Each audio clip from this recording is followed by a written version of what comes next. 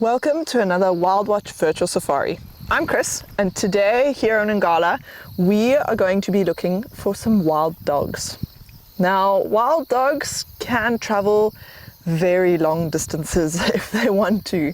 They are an animal built for endurance, and they are built to cover those distances. So this morning, we are going to be driving far, and we're going to be driving quite quickly. So come along for the ride.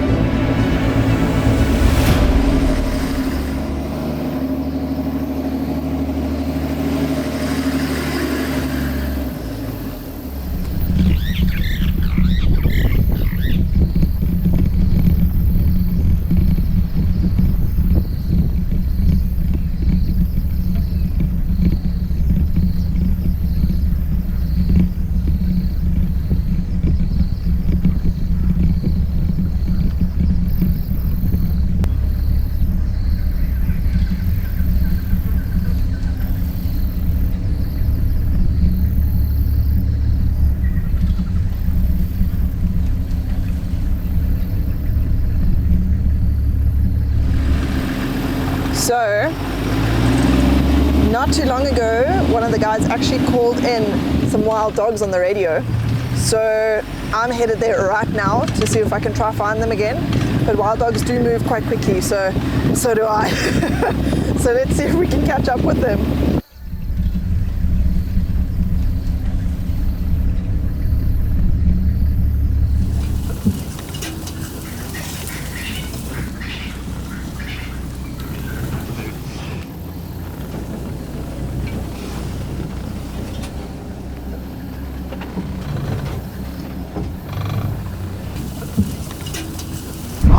Dog! No way! It's a wild dog. That's so cool. I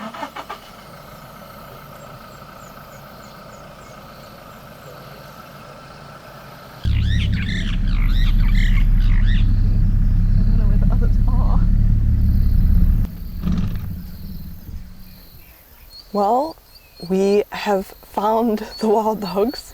I can only see 2 wild dogs here, but I can hear more in the grass up ahead of me. Every now and then I can hear some ears shaking, some of them flicking their tails, rolling over. I can hear a lot of movement in the grass, but I'm not entirely sure how many wild dogs are here. There should be around 11 or 12. And it looks like they're actually just sleeping for now. It is quite hot at the moment. The clouds are coming over every now and then, but for the most part the sun is actually out and it is very, very hot. There's not too much water around at the moment. We have had a bit of rain here and there, but the puddles are drying up quite quickly with the sun. And it looks like they're really taking advantage of the shade. The sun's casting these really long shadows over the grasslands. And they're actually turning themselves over. You can see where they've been moving around just to shift position.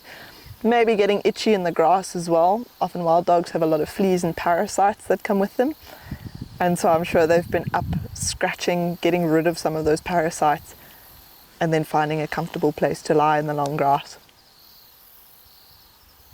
But it doesn't look like they're going to move anytime soon, so we may be here a while.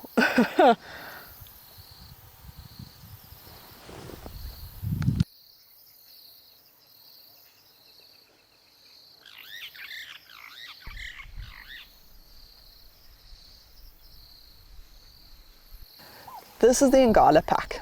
They're a pack of wild dogs that often roam around this area. They've been known to den on Ngala a few times, but having said that, they don't always spend a lot of their time on Ngala. As I've mentioned before, there's no fences between Ngala and a lot of the neighbouring reserves, including the Kruger National Park. So sometimes these wild dogs will travel between Ngala and the Kruger, and they may not come back for quite a few days, maybe even weeks, just because of the distance that they travel. Wild dogs are built for endurance and to cover those large distances looking for prey, and that's why they're so successful, because they don't stick in one area for too long. If they were to do that, the prey would probably pick up on that quite quickly and they'd end up moving out of the area, and that's why these wild dogs will actually move from area to area and try their best to not let the prey almost figure out their patterns. So it's really lovely to see that they are actually here, even if it's only for a little while.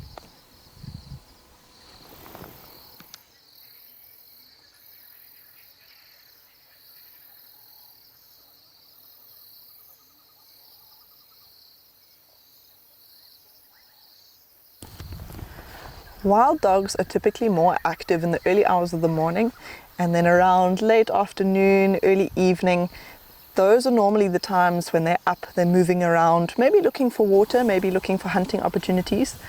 Wild dogs generally have quite a high success rate when it comes to hunting, especially when you're looking at things like impala or maybe even a Ngala and the occasional kudu. To be honest, it doesn't really look like a dog. It just looks like a pattern in the grass. There's one further back that actually has its head resting on a tree stump.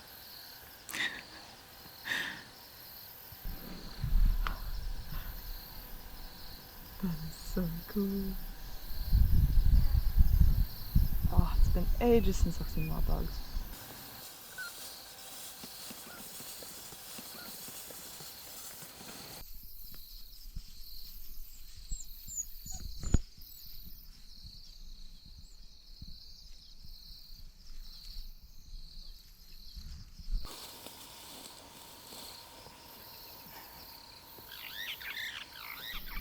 This is amazing.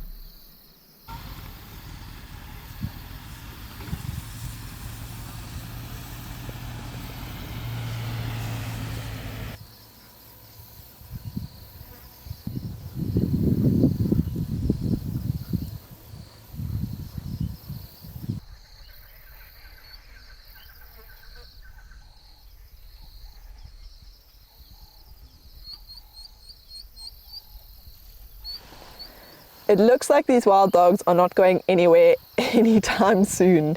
They are lying as flat as possible in the grass, even in the tiniest bits of shade. So I'm going to leave them be to sleep off the heat of the day.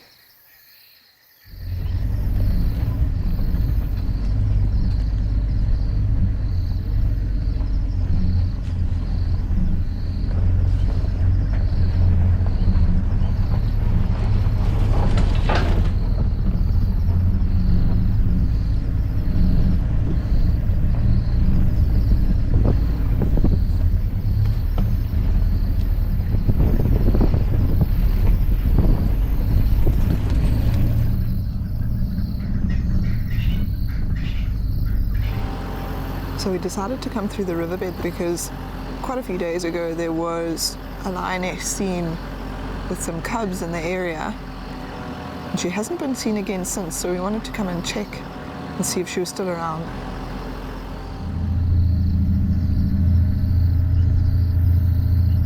This lioness is a part of the Birmingham Pride. She has split off from the Pride and she's believed to be denning in this area. So we've been checking up and down this riverbed every so often over the last few days, but we've seen lots of tracks. We haven't seen any sign of her.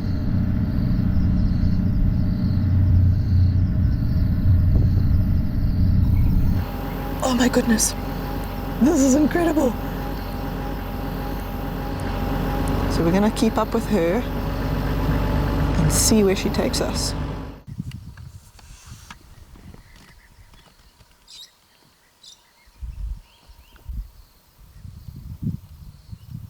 I'm not sure at the moment if she's heading back to where they initially thought she had the cubs. She's actually heading away from the area where she was seen with those cubs. So it is possible she may actually just be looking for hunting opportunities close by in the area, and that's why she's walking up and down the riverbed.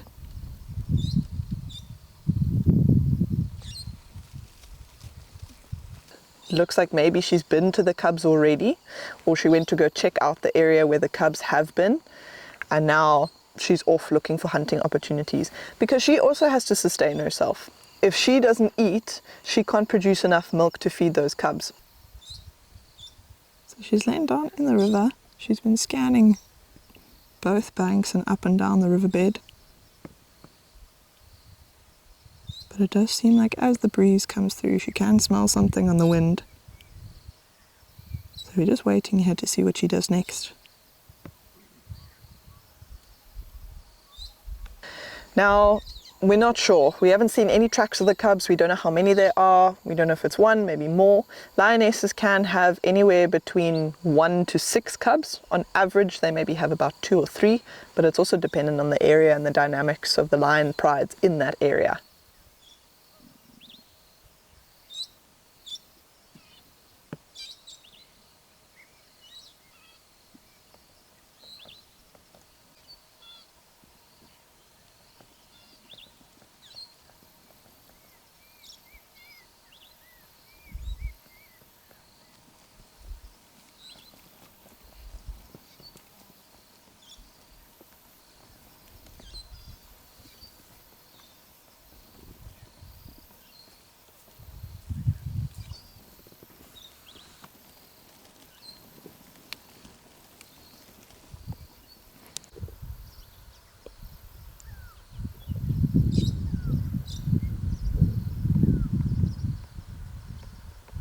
So she has crossed the riverbed now. She's making her way up the bank. I'm not sure exactly what she's got her eyes on, but we'll see if we can try and find her again. But she may go further into those thickets.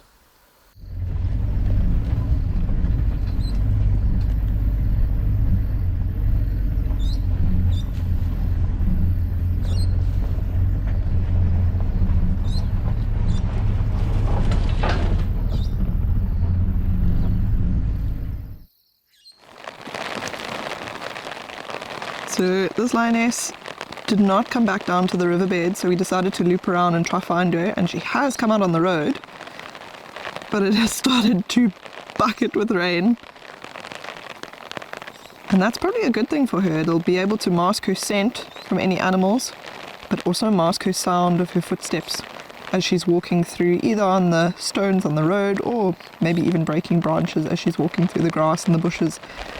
But she looks quite intent on something. It looks like she's maybe seen something or heard something. So she actually went to the high point in the road, almost to scan over the top of the grass, but it looks like she's continued on her way. So we'll try and stick with her. So she's just stopped behind that bush. You can just make her nose out. Looks like she stopped to smell again. The rain is letting up a little bit, but it's coming and going.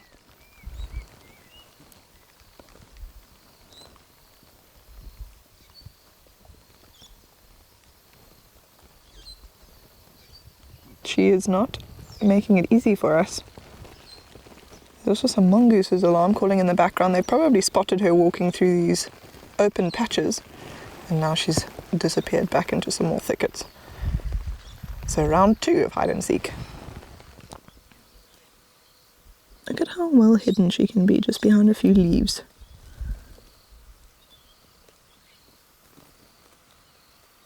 So you can only imagine what's going to happen when she ducks down into the grass. But she's still looking for something to hunt. We did pass some impala earlier, but I'm not sure if she just didn't see them or didn't smell them. She didn't seem very interested.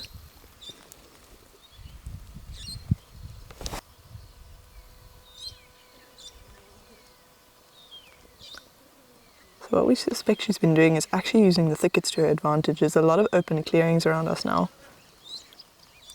So we think maybe she's been using those thickets to go undetected so that she can start scouting out what's in these open clearings.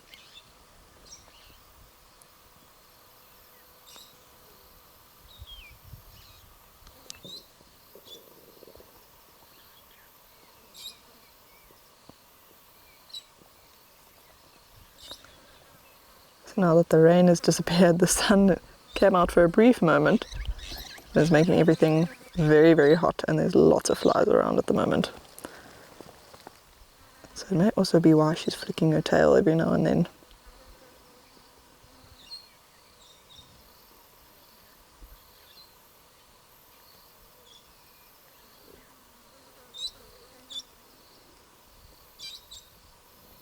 So watch how she stops.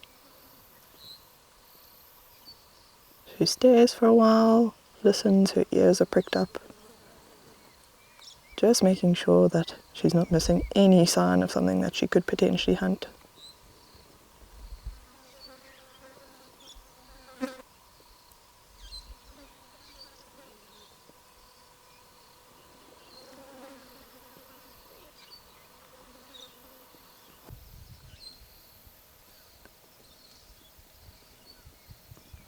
So it does actually look like she spotted something. She started creeping very low, almost like she didn't want to be seen.